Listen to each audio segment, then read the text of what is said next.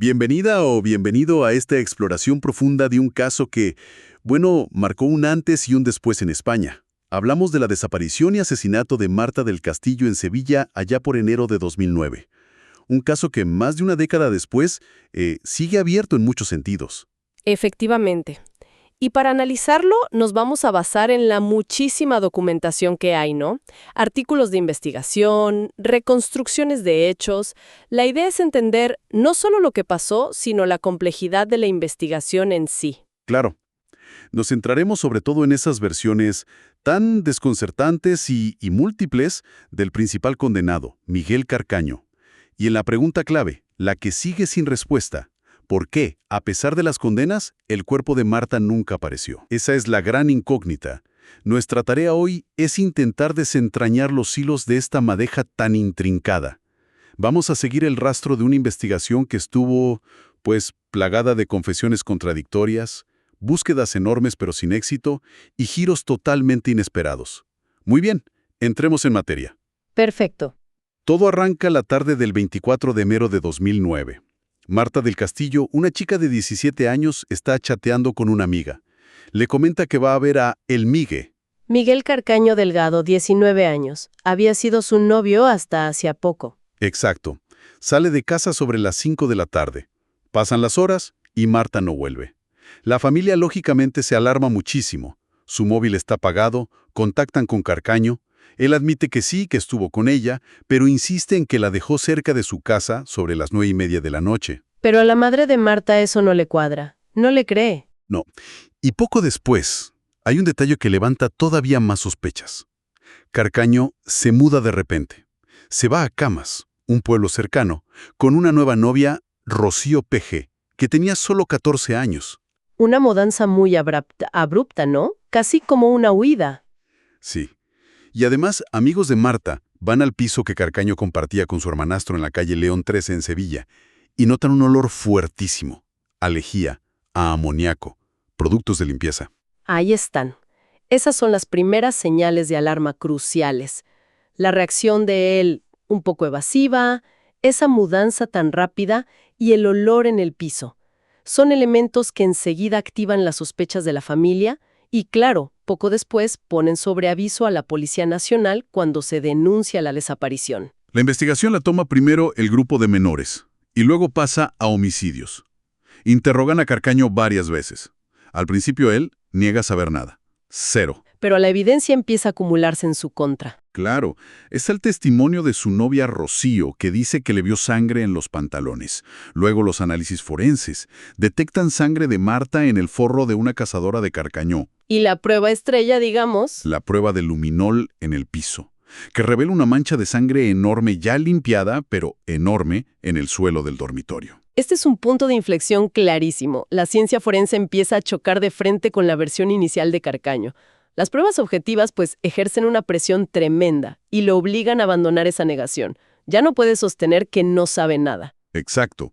Y llega el 14 de febrero, casi 3 semanas después de la desaparición. Carcaño confiesa. Es su primera versión oficial. A ver qué dice. Cuenta que discutió con Marta por su nueva relación, la de él con Rocío, que la golpeó en la cabeza con un cenicero pesado. Un cenicero que, ojo, nunca apareció. Importante detalle, sí. Y que la mató. Dice que después llamó a su amigo Samuel Benítez Pérez desde una cabina para que le ayudara, y que entre los dos llevaron el cuerpo en el ciclomotor de Carcaño hasta el río Guadalquivir y lo arrojaron en la zona del Charco de la Pava. La policía recibe esta confesión con bastante escepticismo desde el minuto 1, ¿eh? Le resulta particularmente difícil de creer lo del traslado del cuerpo en ciclomotor. No suena muy viable, la verdad. No, hacen pruebas, reconstrucciones, y ven que era logísticamente muy complicado, casi imposible, llevar a 3 personas, una de ellas un cadáver, en esa moto por esa zona de noche. Esto hace sospechar enseguida que Carcaño podría estar ocultando cosas importantes o, lo más probable, que había más gente implicada. Claro. Como resultado de esta primera confesión, detienen a Carcaño, a Samuel Benítez, al hermanastro de Carcaño, Francisco Javier Delgado Moreno, y a un amigo de 15 años, Francisco Javier García Marín, al que apodaban El Cuco. Y ahí se pone en marcha una búsqueda, masiva, sin precedentes en el Guadalquivir. Despliegan a los GEO, a la UME. Sí, sí, impresionante. Usaron tecnología punta, sonares, cámaras submarinas que les cedieron desde Holanda, perros especializados. Hasta diseñaron un rastrillo especial para remover el fango del fondo. Hicieron pruebas con cadáveres de cerdo de peso similar que indicaban que el cuerpo debería haber salido a flote o quedado atrapado en una zona muy concreta. Pero nada.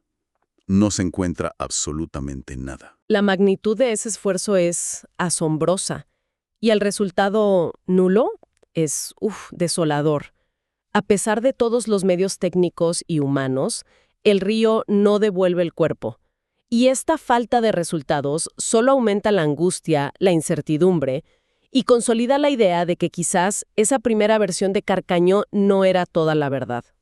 Se empiezan a barajar otras hipótesis, que la corriente se lo llevó muy rápido hacia el mar o que quedó enterrado muy profundo en el lodo. Mientras tanto, las declaraciones de los otros implicados empiezan a complicar más el panorama. Sí, surge la versión del Cuco.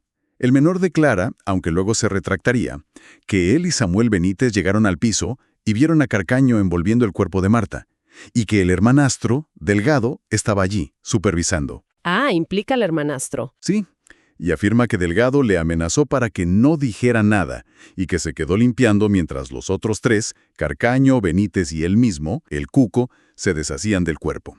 Y hay conversaciones telefónicas intervenidas, ¿no? Sí, entre Carcaño y Delgado en prisión.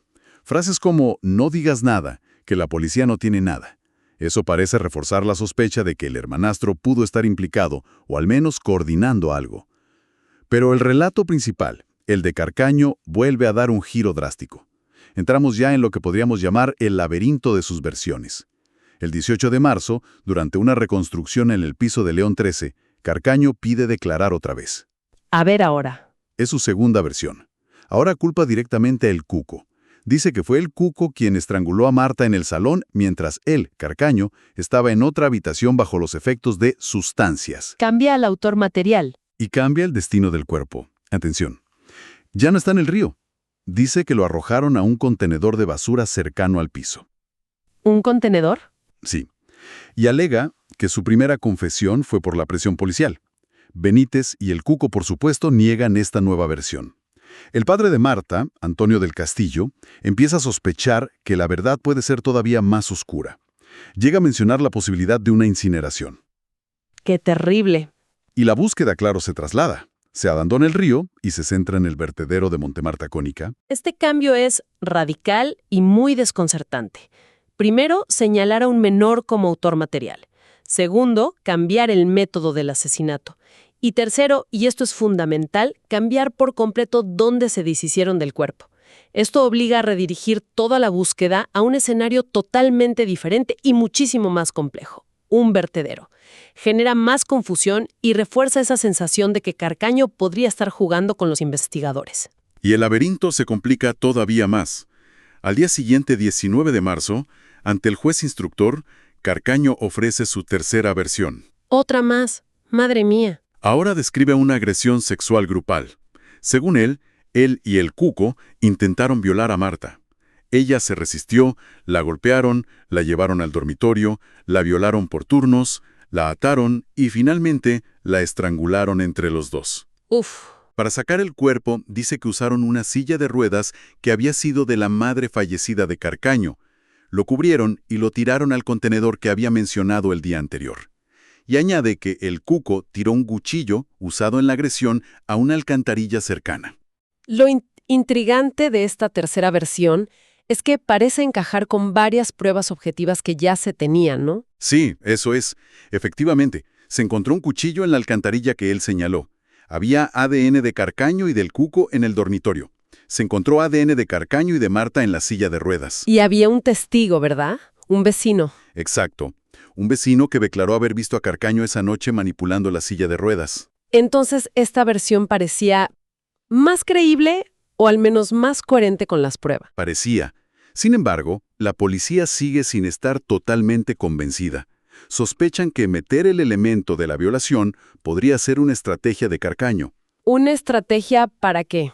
Pues quizá para enturbiar más el caso o incluso, especulan algunos, para intentar evitar un juicio con jurado popular, que en España es obligatorio para el asesinato, pero no necesariamente para otros delitos graves, aunque también lo sean. Ya veo, una posible táctica legal. Podría ser. Mientras tanto, la búsqueda en el vertedero es una tarea titánica. Se remueven y se revisan minuciosamente unas 60.000 toneladas de basura. Más de un mes trabajando allí. ¿Y el resultado? Infructuoso. Ni rastro de Marta. Tampoco se encuentra ADN relevante en los contenedores específicos que señaló Carcaño. Después de esta tercera versión tan detallada y escabrosa, pero que tampoco lleva a encontrar el cuerpo, su abogado de oficio renuncia. Normal, imagino. En paralelo, hay movimientos en los juzgados. Francisco Javier Delgado, el hermanastro, queda en libertad provisional en mayo de 2009. Samuel Benítez, en diciembre. El Cuco, por ser menor, pasa el tiempo máximo legal en un centro de internamiento, 9 meses, y luego lo trasladan a un piso tutelado. La puesta en libertad provisional de algunos implicados, claro, complica aún más el panorama. A menudo se basaban en coartadas que, bueno, aunque tenían fisuras, no se podían desmontar del todo, o en la falta de pruebas directas más allá de las declaraciones cambiantes de Carcaño.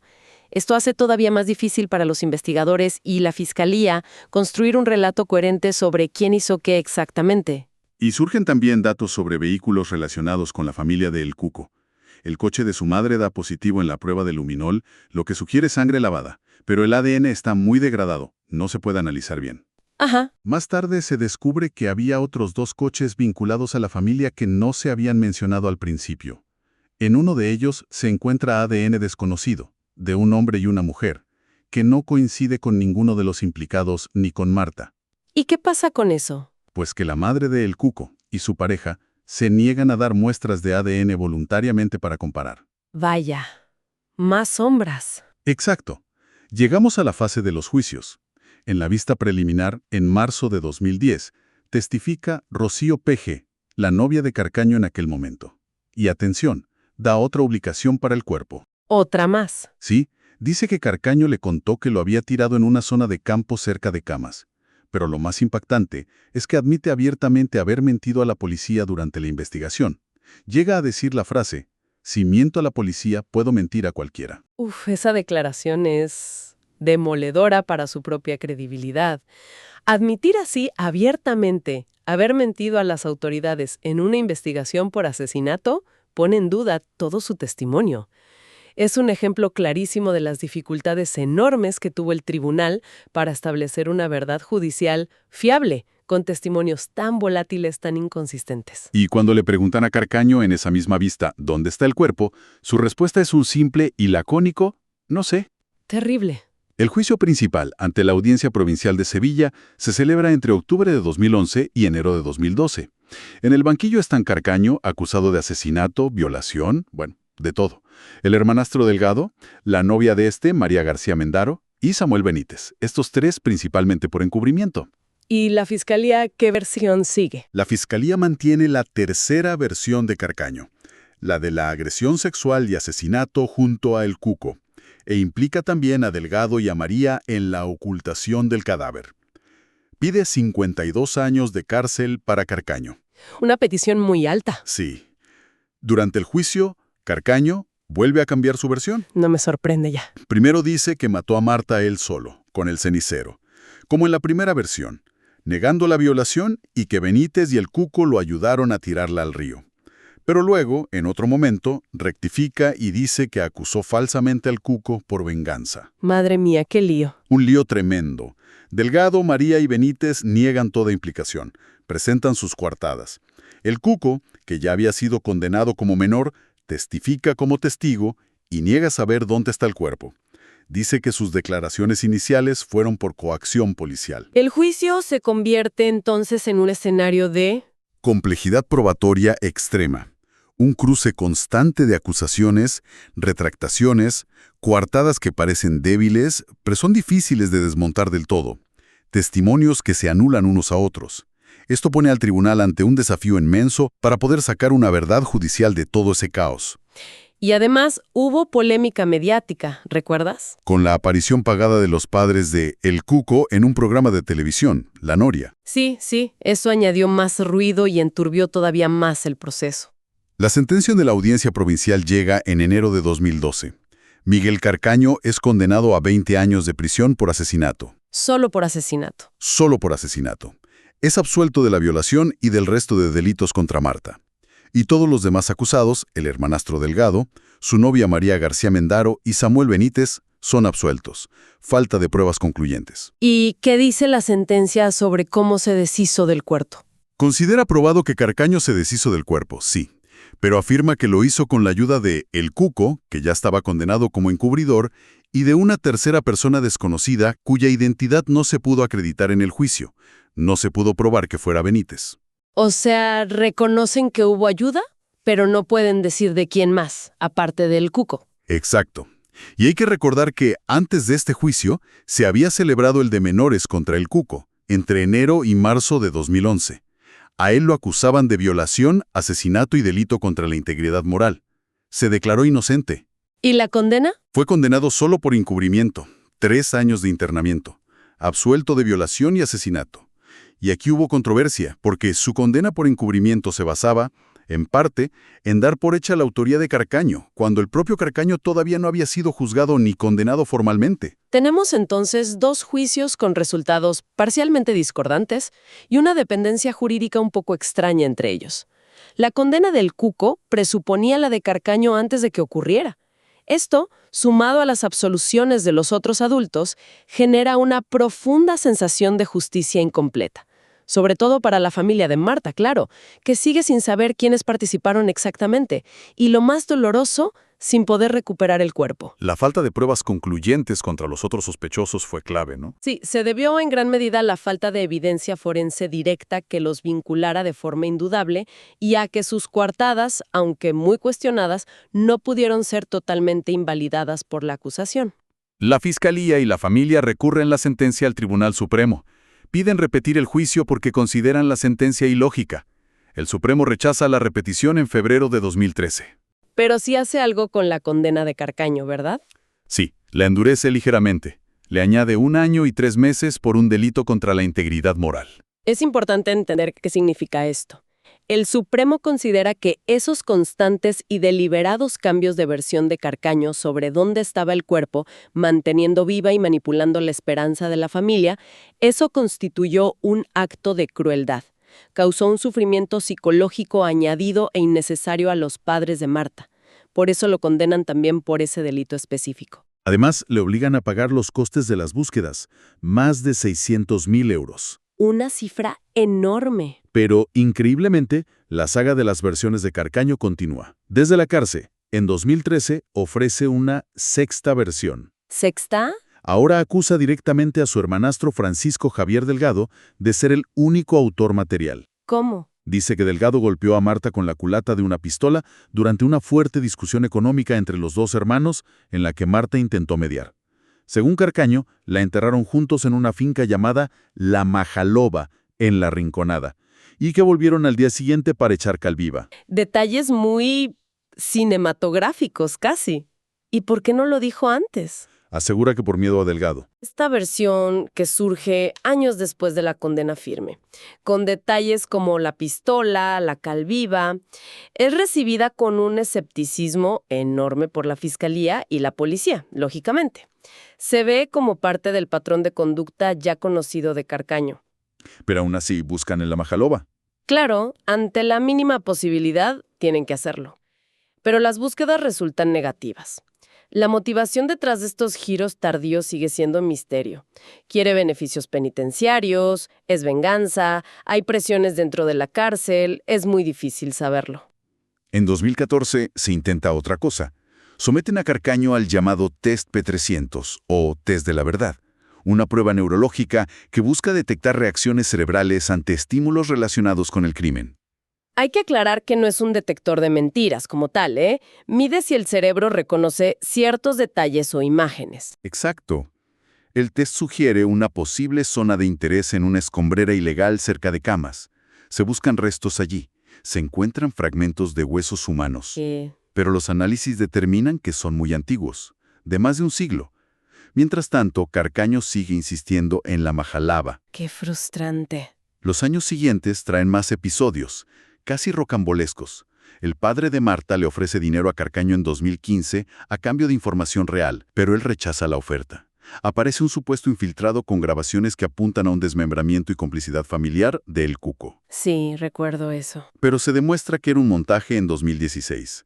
La familia del Castillo denuncia a la familia de El Cuco por presunto falso testimonio en el juicio. Un caso que no da tregua. Nada. En febrero de 2017 se realiza una nueva búsqueda en el Guadalquivir, esta vez guiada por un informe privado con georradar que encargó la familia.